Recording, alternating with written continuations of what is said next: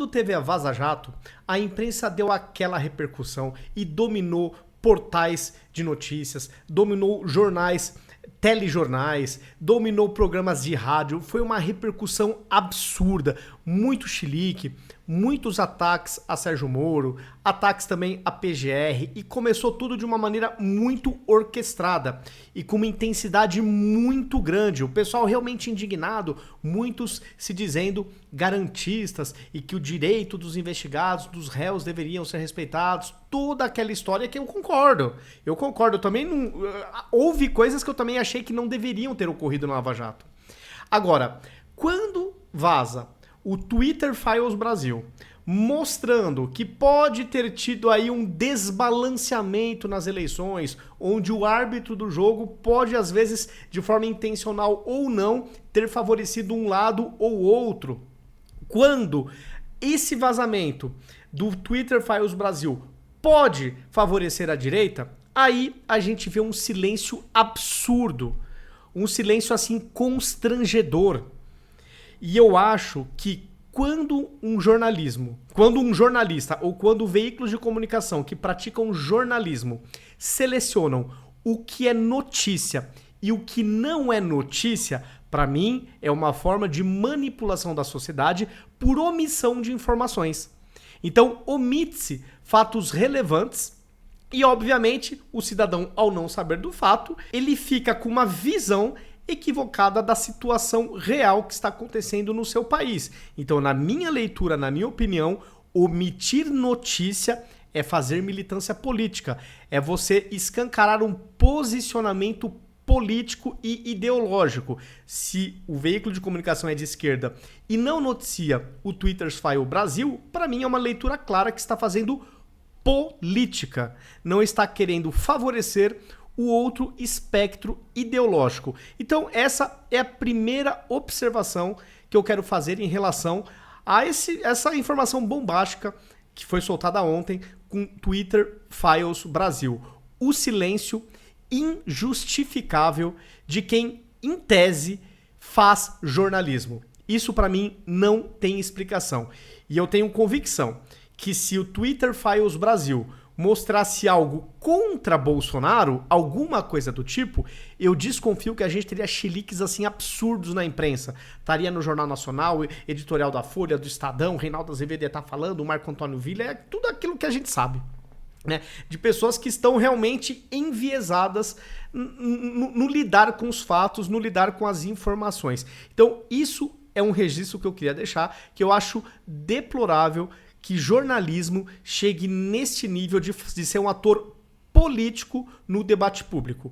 O que eu entendo que a imprensa deveria ser é um ator que divulga as notícias para que a sociedade faça o debate político. Mas hoje o que eu vejo são jornalistas atores políticos e dando notícias já com seu viés ideológico, não deixando a interpretação para o espectador, o que eu também acho equivocado. Eu vou repercutir aqui essa matéria da Oeste que fala justamente sobre o Twitter Files Brasil, que para mim, em qualquer outro país, seria tratado como um escândalo, mas aqui tem sido segurado e abafado por grandes veículos de comunicação.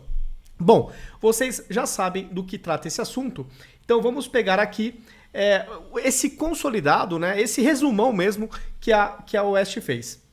Num resumo, ao apresentar o tema aos internautas no Twitter, Schellenberg avisa, né, Schellenberg é o jornalista americano, avisa que Moraes e o TSE foram responsáveis por ilegalidades como ampla restrição à liberdade de expressão, violação de dados particulares de usuários das redes sociais e tentativa de usar políticas de moderação em arma contra apoiadores do ex-presidente Bolsonaro. São outras alegações levantadas pelo jornalista norte-americano. A divulgação de arquivos começa com um e-mail enviado em fevereiro de 2020 por Rafael Batista, então integrante do departamento jurídico do Twitter no Brasil, a seus colegas. Na mensagem, originalmente em inglês, ele afirma que membros do Congresso Nacional haviam solicitado à plataforma conteúdos das mensagens trocadas por alguns usuários via DM. Meu Deus do céu, as mensagens privadas. Nesse caso, de acordo com um jornalista, o Supremo Tribunal Federal barrou a ofensiva política contra a Big Tech e seus usuários.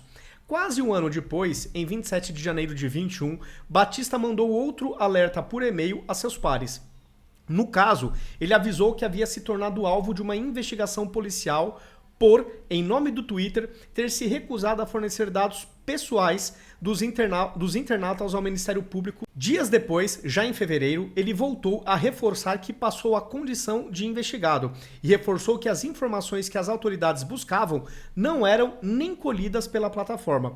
Um mês depois, Batista avisa que, naquele momento, o Poder Judiciário acabou por interceder em favor da rede social e da privacidade dos usuários.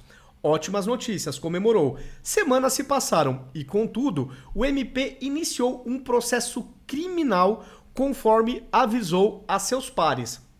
E aqui tem a imagem das trocas de e-mail, né, que estão todas em inglês. Mas vamos seguir aqui na reportagem que ela vai dando esse contexto e esse resumo. Críticas ao Google e vai e vem do judiciário. A linha do tempo de Schellenberger, com base nos arquivos do Twitter, segue com críticas de Batista ao Google. No fim de maio de 2021, o então profissional da rede social critica outra Big Tech com operações no Brasil. De acordo com ele, o gigante de buscas online enfraquecia a postura adotada pelo Twitter, pois forneceu séries de dados a autoridades brasileiras. O Google entregou ao Senado brasileiro pelo menos 200 gigas de vídeos que foram excluídos do YouTube por pessoas ligadas ao governo, afirmou Batista em relação à investigação relacionada a supostos conteúdos enganosos sobre a pandemia. O Google abre um precedente muito preocupante, e isso é o cara do Twitter falando, que contradiz e enfraquece nossa postura em relação à privacidade, uma vez que sempre resistimos às solicitações de comissões do Congresso, mesmo quando envolvem apenas informações básicas de assinaturas e IPs. Outros e-mails seguem com Batista reportando, ao que leva a crer, a equipe jurídica do Twitter nos Estados Unidos idas e vindas do Poder Judiciário brasileiro contra ele e a plataforma. Chega a citar alguns políticos, como Fernando Capês, ex-PSDB, e a deputada federal Gleisi Hoffmann, do PT, que já era presidente nacional do PT. Esses agentes teriam tentado promover ou desistido de ações contra a rede social. Colunista da Folha e situação de Alan dos Santos. Em outra parte, a thread do jornalista norte-americano menciona profissionais da imprensa em junho de 2021. Ele afirmou que a plataforma tinha tornado alvo de investigação civil, em ação movida pela filósofa Djamila Ribeiro, que até hoje atua como colunista da Folha. Batista enviou um e-mail aos seus colegas em 14 de junho de 21 para dizer que o Twitter recebeu no ano passado um aviso de denúncia, que agora foi transformado em uma investigação civil contra nós, afirma Schellenberger. Batista explicou que a denúncia foi apresentada por Djamila Ribeiro, filósofa e jornalista brasileira, após ofensas de ódio dirigidas a ela, embora nenhum conteúdo específico tenha sido fornecido. Esse Twitter Files Brasil tem coisa pra caramba, então aqui ele foi quebrando em tópicos. Aí tem um tópico, né, que o TSE entra em cena sobre arquivos do Twitter. No início de julho de 2021, Batista teria relatado a seus pares que a PF tinha pedido informações referentes à conta de Carlos Bolsonaro na plataforma. O motivo seria uma postagem feita pelo político em 2018. Na mensagem, o integrante do departamento jurídico ressalta que nenhum dado cadastral foi compartilhado com as autoridades brasileiras. Isso por falta de coleta e pelo tempo entre a solicitação e a publicação que já passava dos 6 meses. Em agosto de 21, o TSE, então sob presidência do Barroso, foi o tema do e-mail enviado pelo profissional do jurídico do Twitter no Brasil a colegas da companhia. No caso, Batista, conforme a postagem de Schellenberg, afirmou que o Tribunal Superior Eleitoral exigiu que as contas de grandes apoiadores do presidente Bolsonaro, que têm se envolvido constantemente em ataques coordenados contra membros do STF e TSE. Já em outro do mesmo ano, o TSE teria seguido com movimentação contra o Twitter na intenção, nas palavras do jornalista norte-americano, de perseguir apoiadores de Bolsonaro. Afinal, Outro e-mail assinado por Batista, a Corte Eleitoral, havia obrigado a plataforma a rastrear e desmascarar usuários que utilizassem hashtags específicas. Aliás, olha que perigo, hein? Utilizar hashtag no Brasil. A companhia, contudo, seguiria firme na intenção de preservar a privacidade dos internautas. Não havia indícios de ilegalidades no uso de hashtags. E aqui está a troca de e-mail. Mais um mês se passa e mais um e-mail de Batista para falar de ações movidas pelo judiciário brasileiro contra o Twitter. Neste caso, a ordem foi para a plataforma bloquear determinadas URLs, ou seja, né, links e perfis em nível global. Monitoramento de hashtags. Há alguns meses de hiato no fio publicado por Michael Schellenberger. Depois do registro para remoção de conteúdos globalmente, o jornalista norte-americano exibe e-mails enviados em março de 22, período pré-eleitoral no Brasil. Naquele momento, o presidente do TSE era Edson Fachin, que ficou no posto de fevereiro até 16 de agosto daquele ano. Troca de comando na corte e mudança também no emissor dos conteúdos. Isso porque Schellenberg divulgou o e-mail enviado pelo então diretor jurídico do Twitter para a América Latina, Diego de Lima Gualda. Na mensagem, o executivo informa que se reuniu com um juiz, que o jornalista norte-americano afirma ser Moraes, que ainda não tinha assumido a presidência do TSE. Ele alega que profissionais da PF realmente estão investigando a promoção de algumas hashtags, enquanto a Corte Eleitoral teria pressionado para ter acesso a informações privadas dos usuários, sob a justificativa de circunstâncias excepcionais. E de excepcionalidade em excepcionalidade o Brasil vai piorando, a meu ver. E medidas a fim de antecipar possíveis atividades ilegais. 2 meses depois, Gualda alega estar sob muita pressão do TSE. Em 30 de março de 22, Gualda envia outro e-mail. Na mensagem, ele afirma que o TSE exigiu informações relacionadas às estatísticas das hashtags voto impresso não, voto democrático auditável e Bolsonaro na cadeia. O prazo para a plataforma fornecer tais dados seria de 7 dias, com multa diária de 50 mil em caso de descumprimento. Moraes no comando. A linha do tempo construída pelo jornalista norte-americano pula novamente alguns meses e salta para 31 de outubro de 22, um dia depois da realização do segundo turno das eleições gerais no Brasil, ocasião em que, assim, Moraes já era presidente do TSE. Em relatório semanal, a equipe do Twitter no país afirmou que a Corte Eleitoral pressionou figuras como os deputados federais Carla Zambelli e Marcel Van Hatten por suposta propagação de desinformação por meio de rede social. Em 4 de novembro, a mensagem que partiu de um advogado do Twitter era a de que, a mando do TSE, a plataforma removeu a conta do pastor André Valadão, mesmo sem entender e sem alegação por parte de Moraes para isso. O receio da companhia era ter que arcar com uma multa de 100 mil por hora de descumprimento da decisão judicial. Mas tem lei que define o valor dessas multas ou é realmente uma coisa da cabeça do juiz? Eu realmente não sei. 100 mil por hora é uma coisa bem absurda, né? Aqui tem um e-mail, a troca de mensagens, né? Na sequência das postagens, Schellenberger recua para 17 de agosto. Aí sim, um dia depois de Moraes tomar posse como presidente do TSE. Sem citar nominalmente o emissário em questão, o jornalista norte-americano afirma que um membro da equipe jurídica do Twitter relatou que a rede social tinha sido de outra ordem judicial, que faria parte da investigação para identificar indivíduos, grupos por trás de uma potencial coordenação de esforços para atacar as instituições e o sistema eleitoral.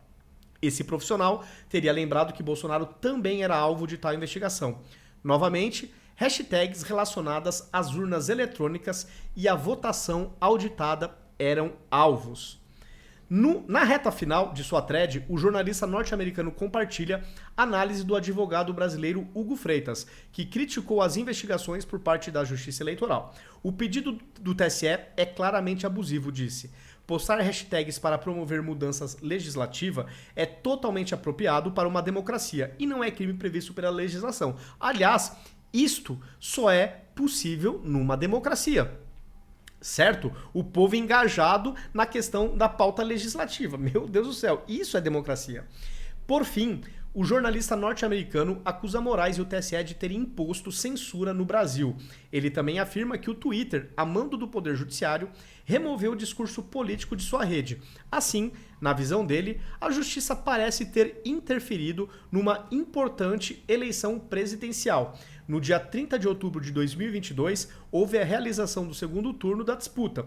Conforme dados oficiais, Lula venceu Bolsonaro por menos de 2 pontos percentuais. Foi 50,9 contra 49,1. Tá, então aqui, pessoal, foi um resumo bem grande mesmo do que foi publicado. A Ana Paula Henkel fez uma sequência enorme de threads, traduzindo todos os tweets, todas as publicações do Schellenberg. Sugiro também que leiam essa thread traduzida da Ana Paula Henkel. E, de novo, para finalizar o vídeo, reforço que eu acho uma coisa bizarra o fato de jornalistas omitirem notícias da população. Porque, do meu ponto de vista, omitir notícias, omitir fatos, para mim, é uma forma de manipulação da sociedade, que não está tendo o direito de saber na completude o que está acontecendo no seu país ou o que aconteceu no seu país num passado recente.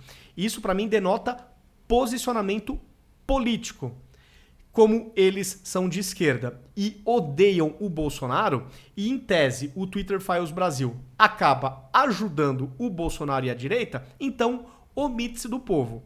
Se essa omissão não é manipulação, então eu não sei o que seria uma manipulação. Mas para mim não é um trabalho jornalístico.